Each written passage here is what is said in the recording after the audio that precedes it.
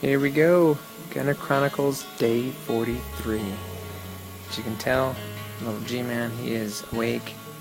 He just finished his dinner, and he was having dinner on Mommy while she held him, so that was a really great time. And we just have him all wrapped up in the little bed here, getting ready for his rest at night. They have him swaddled up, sort of the burrito wrap. It looks like a big burrito with a head. But I also wanted to take the time today to do a recap of sort of our journey that the Lord has brought us through thus far. I know a lot of you already know the story, but not everybody does, and so any of you that have started watching of late maybe didn't know the whole situation. Maybe just thought that Gunnar was a little preemie.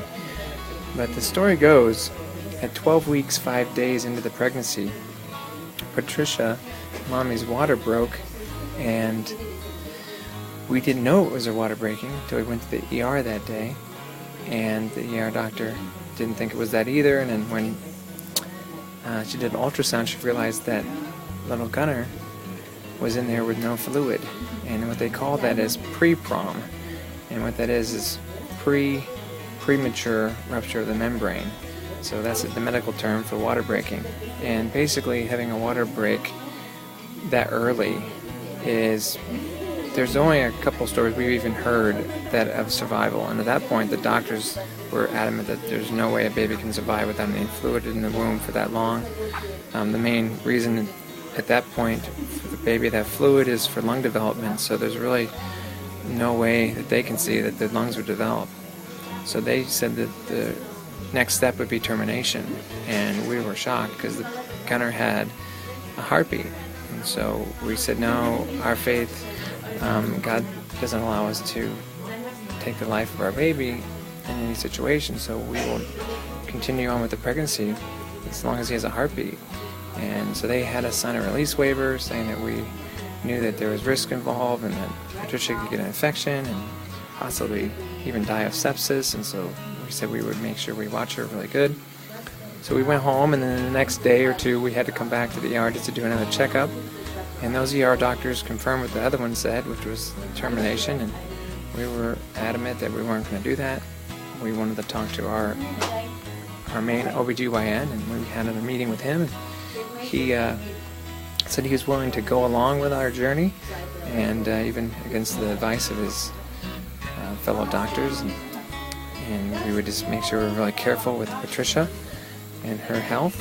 And so for the next 3 months she was on home bed rest, and she did everything she could to lay down as much as possible.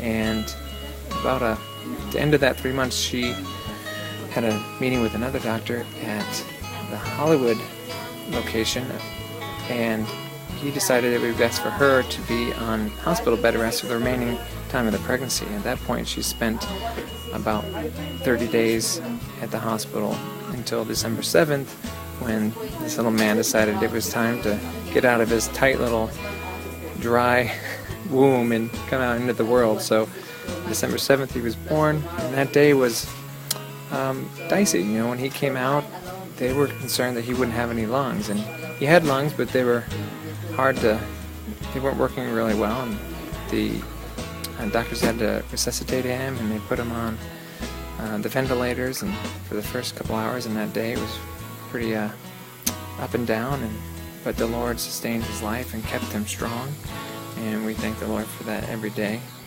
And at this point now we're 6 weeks in. He's off the ventilators. He's on, like we talked about, he's on this little jet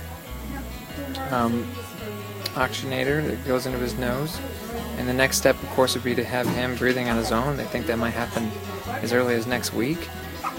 We just thank the Lord for our little miracle, and that he sustained his life all these days. And we also thank the doctors and nurses here. They've been great. They've provided excellent care, and just been really great at looking after our little man here.